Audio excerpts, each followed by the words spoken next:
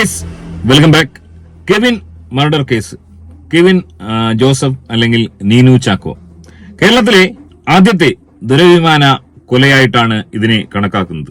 2018 ഈ ഒരു ഇൻസിഡന്റ് നടന്നത്.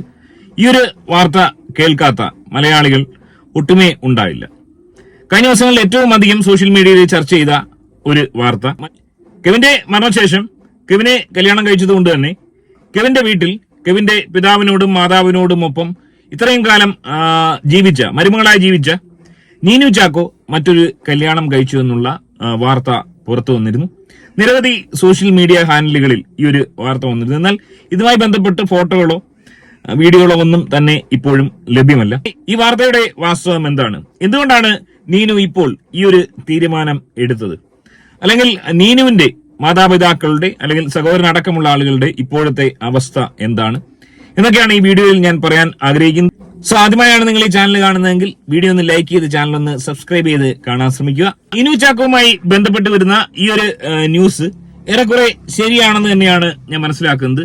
എന്നാൽ ഇതൊരു അതീവ രഹസ്യമായി നടത്തിയത് സോഷ്യൽ മീഡിയയിലോ വാർത്താ മാധ്യമങ്ങളിലോ ഇത് വരരുത് എന്ന് അവർ ആഗ്രഹിച്ചതുകൊണ്ട് തന്നെയാവാം അത്തരം ഫോട്ടോകളോ വീഡിയോകളോ ഒന്നും പുറത്ത് വരാതിരുന്നത്. അതായത് കഴിഞ്ഞ ഡിസംബർ മാസം നീനു ചാക്കോയുടെ വിവാഹം കഴിഞ്ഞുവെന്നാണ് പറയുന്നത്. നീനുവിന് ഈ ഒരു സംഭവം നടക്കുമ്പോൾ 21 വയസ്സായിരുന്നു, കെവിന് 23. 2018 ഈ ഒരു ഇൻസിഡന്റ് നടന്നത്. ഈ ഒരു ഇൻസിഡന്റിന് ശേഷം നീനു ചാക്കോ തന്റെ പഠനം പൂർത്തിയാക്കിയായിരുന്നു. സഭയുടെയും അതായത് കെവിന്റെയും കുടുംബത്തിന്റെ സഹായത്തോടെ മറ്റു ചില ചാരിറ്റി പ്രവർത്തകരുടെ സഹായത്തോടു കൂടിയൊക്കെ തന്റെ പഠനം കംപ്ലീറ്റ് പൂർത്തീകരിച്ചു. അപ്പർ ഗ്രാജുവേഷൻ അടക്കം എടുത്തിരിക്കുന്നുവെന്നാണ് അറിയാൻ സാധിക്കുന്നത്. എന്നാൽ തനിക്ക് ഒരു കല്യാണം വേണ്ട, വിവാഹ ജീവിതം വേണ്ട എന്നുള്ള കാഴ്ചപ്പാടായിരുന്നു നീനു ഉണ്ടായിരുന്നത്. കെവിൻ മാത്രമാണ് തന്റെ ഭർത്താവെന്ന് സദാസമയവും നീനു പറഞ്ഞുകൊണ്ടേയിരുന്നു എന്നുള്ളതാണ് മനസ്സിലാക്കാൻ സാധിക്കുന്നത്. എന്നാൽ ജോസഫ് എന്ന് പറയുന്ന ഒരു പിതാവ്, നമുക്കറിയാം അദ്ദേഹത്തിന് 70 വയസ്സിനോട് അടുക്കുന്ന പ്രായമാണ്. ഈ ഒരു വിഷയത്തിൽ ഏറ്റവും അധികം ധർമ്മസങ്കടത്തിൽപ്പെട്ടത് ആ ഒരു പിതാവാണ്. നീനുവിനെയും കൊണ്ട് കെട്ടിപ്പിടിച്ച് കരയുന്ന ആ ഒരു പിതാവിന്റെ ഫോട്ടോ ഇപ്പോഴും മലയാളികൾക്ക് മറക്കാൻ കഴിയില്ല. ആ ഒരു പിതാവിന്റെ ആവശ്യപ്രകാരം തന്നെയായിരിക്കാം ഇപ്പോൾ ഇത്തരമൊരു കല്യാണത്തിന് നീനു തയ്യാറായിരിക്കുന്നത്. വയനാടുള്ള 34-കാരനുമായി നീനു ചാക്കോയുടെ വിവാഹം കഴിഞ്ഞു. സഭക്കാരും അതുപോലെ തന്നെ ചില അടുത്ത സുഹൃത്തുക്കളും ഫാമിലിയും മാത്രമാണ് ഇതിൽ പങ്കാളി ആയതെന്നാണ് പറയപ്പെടുന്നത്. ഇനി നീനു ചാക്കോയുടെ കുടുംബത്തിലേക്ക് വരികയാണെങ്കിൽ അവരെ കുറിച്ച് ഓർക്കുമ്പോഴാണ് എനിക്ക് ഏറ്റവും അധികം സഹതാപം വരുന്നത്. നീനുവിന്റെ സഹോദരൻ, അദ്ദേഹത്തിന് അന്ന് 32 വയസ്സായിരുന്നു എന്ന് പറയുന്നു. ഇന്ന് അദ്ദേഹത്തിന് 38-40 വയസ്സിനോടടുത്ത് ഉള്ള പ്രായം കാണും. സൈനു ചാക്കോയുടെ കുടുംബം അല്ലെങ്കിൽ നീനു ചാക്കോയുടെ പിതാവിന്റെ കുടുംബം, പിതാവും മാതാവും തമ്മിൽ ലവ് മാരേജ് ആയിരുന്നു. മുസ്ലിം ക്രിസ്ത്യൻ പ്രണയമായിരുന്നു അവർ പൂവണിയിച്ചത്. എന്നാൽ തങ്ങളുടെ മകൾക്ക് ഇത്തരമൊരു ബന്ധമുണ്ടെന്ന് മനസ്സിലാക്കി ഒരുപാട് തവണ അവർ പിന്തിരിപ്പിക്കാൻ ശ്രമിച്ചു. അതിനുശേഷം ഈ നീനു ചാക്കോയ്ക്ക് വേണ്ടി മറ്റ് ആലോചനകൾ കൊണ്ടുവന്നു.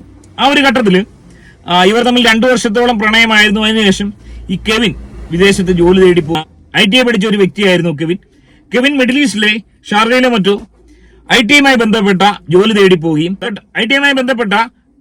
പോവുകയും അവിടെ ഏതാണ്ട് 1 വർഷക്കാലം ജോലി ചെയ്യുകയും ചെയ്തു. തന്റെ കുടുംബത്തിൽ കുറച്ച് അഭിവൃദ്ധി ഉണ്ടാക്കിയതിനു ശേഷം നീനു ചാക്കോയുമായുള്ള ഒരു കല്യാണം കെവിൻ ആഗ്രഹിച്ചിരിക്കാം. വളരെ ചെറിയ സാമ്പത്തിക ചുറ്റുപാടിലുള്ള അസറ്റോസിട്ട വീടുള്ള വളരെ ചെറിയ ഒരു വീട്ടിലായിരുന്നു. ദളിത് ഫാമിലിയാണ്, ക്രിസ്ത്യൻ ദളിത് ഫാമിലിയിൽപ്പെട്ട ഒരു വ്യക്തിയായിരുന്നു ഈ കെവിൻ താമസിച്ചിരുന്നത്. അതുകൊണ്ട് തന്നെ കെവിന് ആ ഒരു ബോധമുണ്ടായിരുന്നു, തനിക്ക് ഒരിക്കലും സ്വപ്നം കാണാൻ പറ്റുന്ന ഒരു കുടുംബ പശ്ചാത്തലമല്ല നീനു ചാക്കോയുടെ എന്ന് മനസ്സിലാക്കിയ കെവിൻ വിദേശത്ത് ജോലിക്ക് പോവുകയും, എന്നാൽ ആ ജോലി ചെയ്തുകൊണ്ടിരുന്ന സമയത്ത് ഇവിടെ ഈ നീനു ചാക്കോയുടെ കല്യാണം വീട്ടുകാർ ആലോചിക്കുകയും ഈ വിവരം നീനു ചാക്കോ കെവിനെ അറിയിക്കുകയും കെവിൻ ആ ജോലി ഉപേക്ഷിച്ച് തിരിച്ചു വരികയും ചെയ്തു. അതിനെ തുടർന്ന് ഇവർ തമ്മിൽ വിവാഹിതരായിട്ട് ഇവർ കെവിന്റെ വീട്ടിലേക്ക് പോകുന്നു.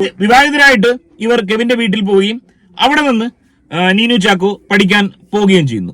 ഈ വിവരം മനസ്സിലാക്കിയ നീനുവിന്റെ വീട്ടുകാർ, ആങ്ങളെ അടക്കമുള്ള അപ്പനടക്കമുള്ള ആളുകൾ 10ഓളം ആളുകളെ കൂട്ടി കെവിന്റെ വീട്ടിൽ പോവുകയും കെവിനെ അവിടെ നിന്ന് പാരാത്രി പിടിച്ചുകൊണ്ടുവരികയും മർദ്ദിക്കുകയും ഓടിക്കുകയും വെള്ളത്തിൽ ചാടിക്കുകയും വെള്ളം കുടിപ്പിക്കുകയും അത്യന്തം ക്രൂരമായ രീതിയിൽ കൊല ചെയ്യുകയും ചെയ്തു. ഒരുപക്ഷെ നമുക്ക് കേട്ടുകേൾവിയില്ലാത്ത ഒരു സംഭവമാണിത്. അതുകൊണ്ട് തന്നെ ദുരവമാനത്തിന്റെ പേരിൽ കേരളത്തിൽ സംഭവിച്ച ആദ്യ കൊലപാതകമായി ഇതിനെ വിലയിരുത്തുന്നു. അതുകൊണ്ട് തന്നെ ഈ ഒരു കേസ് വലിയ രീതിയിലുള്ള ജനശ്രദ്ധ ആകർഷിക്കാനും പറ്റി.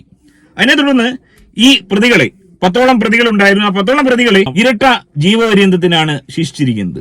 അവരുടെ അവസ്ഥ വളരെ ദയനീയമാണ്. അതായത് സ്വന്തം പെങ്ങളുടെ ഒരു ഭാവിക്ക് വേണ്ടി ഈ ആങ്ങളെയും തന്തയും അടക്കമുള്ള ആളുകൾ അല്ലെങ്കിൽ ഇവരോടൊപ്പം നിന്ന സുഹൃത്തുക്കൾ ഇരട്ട ജീവപര്യന്തം. സൈനുവിന് ഏതാണ്ട് അദ്ദേഹത്തിന്റെ 70ാമത്തെ വയസ്സിലായിരിക്കും ഒരുപക്ഷെ പുറത്തിറങ്ങാൻ സാധിക്കുക.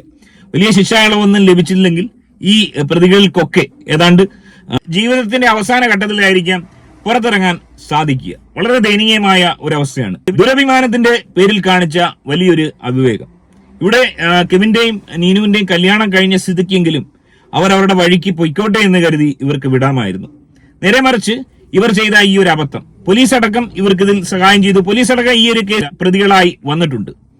അതുകൊണ്ട് തന്നെ ഈ ഒരു വിഷയത്തിൽ ഇവരെ പറഞ്ഞു മനസ്സിലാക്കാനോ ബോധവൽക്കരിക്കാനോ ആരും ഉണ്ടായിരുന്നില്ല എന്നുള്ളതാണ് വാസ്തവം. ഇതുപോലൊരു അപരാധിത്തരം അതുകൊണ്ട് തന്നെ ഇനി ആരും കാണിക്കാൻ തുനിയുമെന്ന് വിശ്വസിക്കുന്നില്ല. നീനു ചാക്കോയുടെ സഹോദരൻ സൈനു ചാക്കോ അടക്കം അദ്ദേഹത്തിന് ഒരു ഫാമിലിയുണ്ട്, ഭാര്യയുണ്ട്, ഒരു മകളുണ്ട്. അല്ല, അവരെയൊക്കെ ഉപേക്ഷിച്ച് 24 വർഷത്തോളം പൂജപ്പുര സെൻട്രൽ ജയിലിൽ ചപ്പാത്തി പരത്തി കൊടുക്കേണ്ടുന്ന അവസ്ഥയിലേക്ക് കാര്യങ്ങൾ പോയി.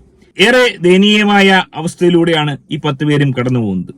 ഈ 10 പേരിൽ ഏതാണ്ട് 7ഓളം പേർ ഇവരുടെ സുഹൃത്തുക്കളാണ്, അതായത് സൈനുവിന്റെ സുഹൃത്തുക്കളാണ്. തീർച്ചയായും ഞാൻ മനസ്സിലാക്കുന്ന മദ്യലഹരിയിലായിരുന്നു ഇവർ ചെയ്തത്. തന്റെ സുഹൃത്തിന് വേണ്ടി, സുഹൃത്തിന്റെ ഇംഗിതം നിറവേറ്റാൻ വേണ്ടി ഒരു സാധാരണപ്പെട്ട ഒരു പയ്യനെ അവന്റെ ജീവിതം ഇല്ലാതാക്കിയും അവന്റെ കുടുംബത്തിന്റെ വിളക്ക് അണയിക്കുകയും ചെയ്ത ഈ നരാധവന്മാർക്ക് ഈ ശിക്ഷ കിട്ടിയാൽ പോരാ. നമ്മൾ ഈ അടുത്ത് കണ്ട തുടരും എന്ന സിനിമ കണ്ടവർക്കറിയാം, അത് ഇതുപോലൊരു കഥയാണ്. ആ സിനിമ കാണുമ്പോൾ കറക്റ്റ് നമുക്ക് കെവിന്റെയും നീനുവിന്റെയും കഥയാണ് ഓർമ്മ വരിക. ഒരാളും ഈ ഒരു അപരാധം കാണിക്കാൻ പാടില്ല. എല്ലാ മനുഷ്യർക്കും, എല്ലാ ജാതിക്കാർക്കും തുല്യ അവകാശമാണ് നമ്മുടെ ഭൂമിയിലുള്ളത്. ഒരുപക്ഷെ ഈ നീനുവിന്റെ ഫാമിലിയെ സംബന്ധിച്ച് വലിയ നാണക്കേടായിരിക്കാം ഈ ഒരു സംഭവം. പക്ഷെ കാലക്രമേണ ഇതെല്ലാം മാറും, ഇതെല്ലാം മറക്കും. അതുകൊണ്ട് തന്നെ ഈ മകൾ പോയത് പോട്ടെ എന്ന് വെച്ച് ഇവർ മുന്നോട്ട് പോവുകയായിരുന്നെങ്കിൽ ഒന്നും സംഭവിക്കില്ലായിരുന്നു. നേരെ മറിച്ച് ഇപ്പോൾ ഈ നീനു ചാക്കോയുടെ കുടുംബത്തിന്റെ അവസ്ഥ എന്താണ്? ഒരുപക്ഷെ നീനു ചാക്കോ മറ്റൊരു കല്യാണം കഴിച്ചതറിഞ്ഞ് ഈ ആങ്ങള എന്ന് പറയുന്ന സൈനു ചാക്കോ ജയിലിലിരുന്ന് പൊട്ടിക്കരയുന്നുണ്ടാവാം. എനിവേ, വളരെ സന്തോഷകരമായ ഒരു തീരുമാനം, നീനു ചാക്കോ എടുത്ത ഏറ്റവും വലിയ തീരുമാനം. അതായത് ഈ സംഭവം നടന്നിട്ട് ഇപ്പം 7-8 വർഷത്തോളം ആവുന്നു. ഇതുവരെ മറ്റൊരു കല്യാണത്തിന് തയ്യാറെടുക്കി മറ്റൊരു റിലേഷൻഷിപ്പിനോ നീനു ചാക്കോ പോയിട്ടില്ല. അത്രയും അധികം നീനു ചാക്കോ കെവിനെ സ്നേഹിച്ചിരുന്നു. കെവിന്റെ വീട്ടുകാർക്ക് വേണ്ടി മറ്റൊരു കല്യാണം കഴിച്ച് പോകാൻ തയ്യാറാവുന്ന നീനു ചാക്കോയ്ക്ക് എല്ലാവിധ ആശംസകളും. ഏറ്റവും ഉചിതമായ തീരുമാനം. എനിവേ, ഈ വിഷയത്തിൽ നിങ്ങളുടെ അഭിപ്രായം കമന്റായി രേഖപ്പെടുത്തുക. ആദ്യമായി കാണുന്നവർ വീഡിയോ ഒന്ന് ലൈക്ക് ചെയ്ത് ചാനൽ ഒന്ന് സബ്സ്ക്രൈബ് ചെയ്ത് കാണുക. മറ്റൊരു വീഡിയോ ആയിട്ട് കാണാം. ബൈ.